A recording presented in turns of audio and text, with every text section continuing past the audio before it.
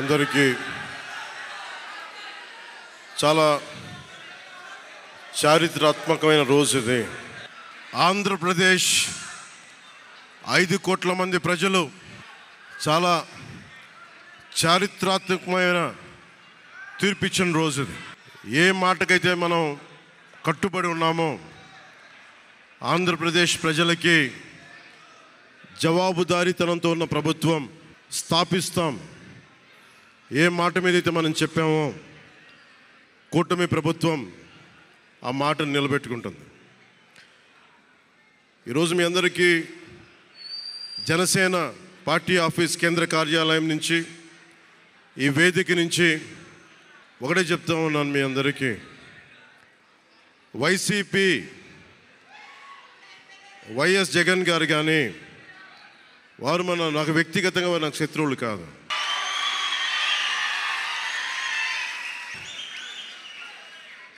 ఓడిపోయారు కదా అని చెప్పి వారిని ఇబ్బంది పెట్టడానికో హింసించడానికో ఈ విజయం కాదు.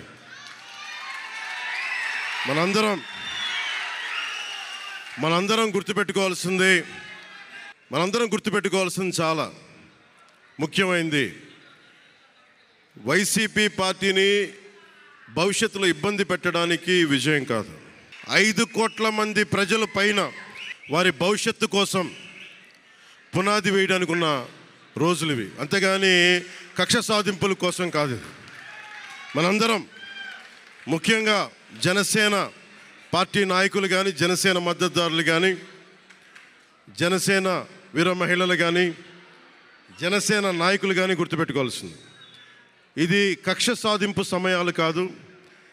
5 కోట్ల మంది ప్రజల కోసం పనిచేసే సమయం ఇది. 5 కోట్ల మంది పైచులకు ఆంధ్రప్రదేశ్ విభజన జరిగినప్పటి నుంచి ఈ రోజు దాకా మనం నలుగుతూనే ఉన్నాం. ఆ రోజులు అయిపోయినాయి, ఆ చీకటి రోజులు అయిపోయినాయి. ప్రతి ఒక్కరం బాధ్యతతోటి భవిష్యత్తు తరాల కోసం బాధ్యతని భుజాల మీద వేసుకొని చాలా బాధ్యతాయుతంగా జవాబుదారీతనంతో కూడిన రాజకీయ ప్రభుత్వం, రాజకీయ మనకి ఆలోచన విధానం ఉంటుంది. నేను ఆలోచిస్తూ ఉన్నాను, ఏం మాట్లాడాలి ఈ రోజున అనుకుంటా ఉన్నాను. నా జీవితంలో ఎప్పటిదాకా విజయం తెలియదు నాకు.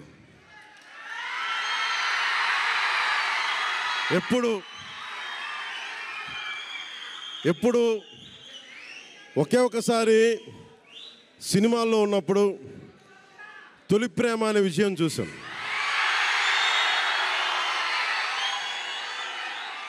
ఆ తర్వాత నాకెవ్వరు నేను విజయం సాధించానని కానీ, డబ్బులు వచ్చినాయని కానీ ఏ ఒక్క సినిమా విజయం చెప్పలే నాకు. నా జీవితం అంతా ఎప్పుడు కూడా దెబ్బలు తింటానో, మాటలు పడతానో, తిట్టించుకుంటానో, నేను ఎంత ఎదిగా నాకే తెలియదు. మీ గుండెల్లో ఈ రోజు నన్ను తీసుకొచ్చి 21కి 21 గెలిచే వరకు నాకే తెలియదు.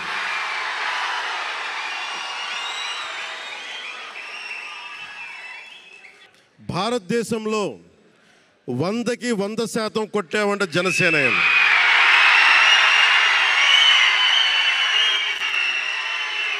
100కి 100. ఇది అంటే నేను ఎందుకు ఈ విజయం జనసేన లేదంటే మన జన సైనికులు, వీర మహిళలో జనసేన నాయకులది కాదు, కేవలం వారిదే కాదు, 5 కోట్ల మంది ప్రజల ఆకాంక్షదే. మార్పు కావాలి, పాలన మారాలి. ఇవన్నీ చాలామంది కోట్లాది మంది ప్రజల ఆకాంక్ష. ఈరోజు ప్రజలు ఇచ్చిన తీర్పు ఇది. మనందరికీ చాలా జాగ్రత్తగా ఉండాల్సిన సమయం ఇది. కక్ష సాధింపుల సమయం కాదు ఇది. ఆంధ్రప్రదేశ్ భవిష్యత్తుకి బలమైన పునాది వేసే సమయం ఇది. అన్నం పెట్టే రైతుకి అండగా ఉండే సమయం ఇది. రక్షణ లేని ఆడబిడ్డలకి రక్షణ కల్పించే సమయం ఇది. ఆడబిడ్డల్ని, మహిళల్ని వారి కాళ్ళ మీద వాళ్ళు నిలబడగలిగేలా చేసే సమయం ఇది. నేను ఈరోజు ప్రభుత్వ ఉద్యోగులు కూడా మాటిస్తున్నాను, కాంట్రిబ్యూటరీ పెన్షన్ స్కీమ్ నేను చెప్పాను, నేను బాధ్యత తీసుకున్నాను. ఏరు దాటాక తెప్ప తగలేసే రకం కాదు నేను. కాంట్రిబ్యూటరీ పెన్షన్ స్కీమ్ దానికి సరి సమానంగా అది కానీ మీకు న్యాయం వచ్చేలాగా సంవత్సరంలోపు తీసుకొస్తాను అని మాట ఇచ్చాం. తీసుకొచ్చి తీరుతాం, ఆ మాట మీకు ఇస్తున్నాం. మెగా డిఎస్సి నోటిఫికేషన్ విడుదల చేయించే బాధ్యత మనం తీసుకుందాం. యువత విలవిల్లాడిపోతూ ఉన్నారు, యువత నలిగిపోతూ ఉన్నారు. మీ చదువులకి తగ్గ ఉద్యోగాలు కానీ, మీ స్కిల్స్ని పెంపొందించి మీకు ఉద్యోగాలు కానీ, నేను మీకు చెప్తున్నాను, నాకు చాలా పెద్ద బాధ్యత ఇచ్చారు ప్రజలు. ఈ రోజున మామూలు బాధ్యత ఇవ్వాల.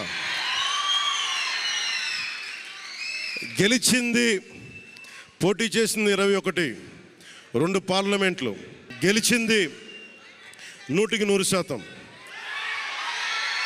కానీ బాధ్యత ఎంత ఉందంటే 175 సీట్లు మనమే గెలిస్తే ఎంత బాధ్యత ఉందో అంత బాధ్యతతో మేము పనిచేస్తాం. యువత నలిగిపోయి నేను మర్చిపోలేదు. ఆడబిడ్డలు ఇబ్బంది పడిపోయారు, మేము మర్చిపోలే. సగటు మధ్యతరగతి మనుషులు నలిగిపోయారు. రోడ్లు వెయ్యలా, గుంతలు వేశారు, అరాచకం చేశారు. అవన్నీ శాంతి భద్రతలు చాలా చాలా బలంగా ఉంటాయి, మీకు నేను మాటిస్తున్నాను. అతి తక్కువ వ్యవస్థల్లో రాజకీయ ప్రమేయం చాలా తక్కువ ఉండేలాగా, అధికారుల్ని వారి పని చేసుకునేలాగా ఈ ప్రభుత్వం ఉంటుంది, కూటమి ప్రభుత్వం ఉంటుంది. రైతుకి కష్టం వస్తే హక్కును చేర్చుకునే ప్రభుత్వం తప్ప తిరస్కారంగా చిన్న చూపు చేసే ప్రభుత్వం అవ్వదు మనకి ఈ కూటమి ప్రభుత్వం. నాకు రాజకీయాలు డబ్బు అవసరం లేదు. నేను మీకు మళ్ళీ చెప్తున్నాను, మీకు నేను డబ్బుల కోసం, పేరు కోసం రాజకీయాల్లోకి రాలేదు.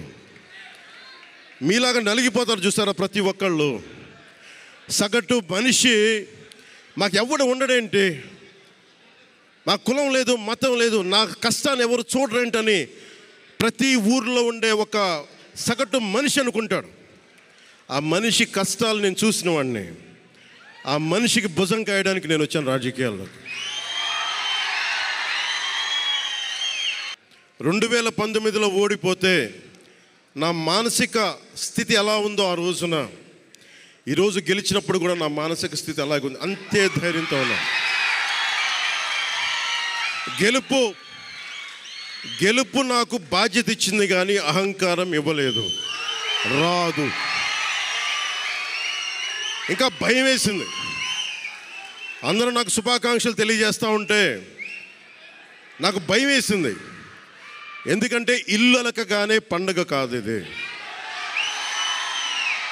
ఇల్లు అలకగానే పండగ కాదు, చాలా చాలా బాధ్యత కూడుకున్నది. భీమవరం, గాజువాక 2 చోట్ల ఓడిపోయినప్పుడు ఈ రోజున ఇంతమంది ఉన్నారు. ఈ రోజున, ఆ రోజున నా పక్కన నన్ను నమ్ముకున్న కొద్దిమంది తప్ప. కానీ నాకు ఒకటే అనిపించింది, నేను పరాజయం చూసి భయపడను, ఓటమి చూసి భయపడను. ఓటమి నాకు బలం ఇస్తుంది, ఓటమి నాకు ఉత్సాహం ఇస్తుంది అనుకున్నాను. దేనికి అంటే నేను ఒకటే నమ్మాను.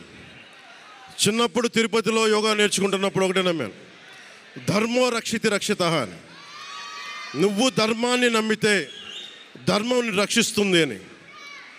ఎప్పుడో ఒక 30 సంవత్సరాలు ఇంకా ముందే, 18-19 ఏళ్ళప్పుడు చదివితే, ఈ రోజున ధర్మం కోసం నిలబడ్డాం. ధర్మం కోసం నిలబడితే ధర్మం ఈరోజు మనంటే నిలబడింది.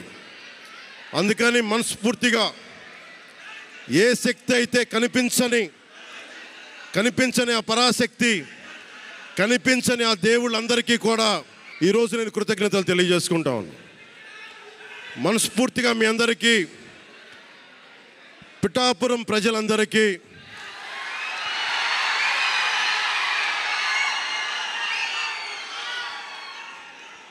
మీరు పిఠాపురం పురజనులకి, పెద్దలకి, ఆడపడుచులకి, అక్క చెల్లెలకి, యువతులకి, కథం తొక్కిన యువతకి, కథం తొక్కిన జన సైనికులకి, జనసేన నాయకులకి, తెలుగుదేశం నాయకులకి, తెలుగుదేశం శ్రేణులకి, తెలుగుదేశం నాయకులు వర్మ గారికి, వారందరికీ కూడా నా ప్రత్యేక కృతజ్ఞతలు తెలియజేసుకుంటా ఉన్నాను. మీరు పిఠాపురంలో పవన్ కళ్యాణ్ గెలిపించలేదు. కేవలం పిఠాపురం ప్రజలు పవన్ కళ్యాణ్ ఒక్కడిని గెలిపించలేదు, 5 కోట్ల మంది ప్రజల్ని గెలిపించారు మీరు.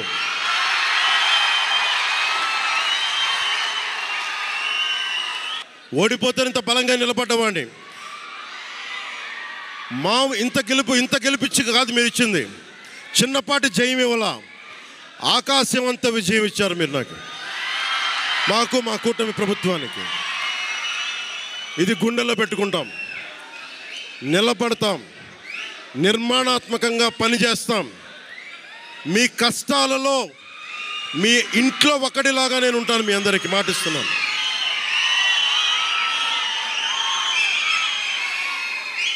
మీ ఇంట్లో ఒక్కడిగా, ఒకటే గుర్తుపెట్టుకోండి, మా ఇంట్లో మా కుటుంబ సభ్యుడు. నాకు కులాలకి, మతాలకి, ప్రాంతాలకి అతీతంగా ప్రతి ఒక్కరూ ఆలోచించాల్సింది, మా ఇంట్లో కుటుంబ సభ్యుడు పవన్ కళ్యాణ్. మా వాడు అసెంబ్లీలో అడుగు పెడుతున్నాడు, మా కష్టాల కోసం మాట్లాడతాడు, మా కష్టాల కోసం నిలబడతాడు. అది చేసి చూపిస్తాను. ప్రభుత్వం ఎలా ఉండాలి, అధికార యంత్రాంగం ఎలా ఉండాలి, రాబోయే రోజుల్లో మీకు అందరికీ చేసి చూపిస్తాం. మళ్ళీ ఒక 10 నిమిషాల తర్వాత మళ్ళీ వచ్చి మాట్లాడతాను. చంద్రబాబు గారు వచ్చారు, వారిని కలిసి మళ్ళీ వచ్చి మేము ఇద్దరం మాట్లాడతాం.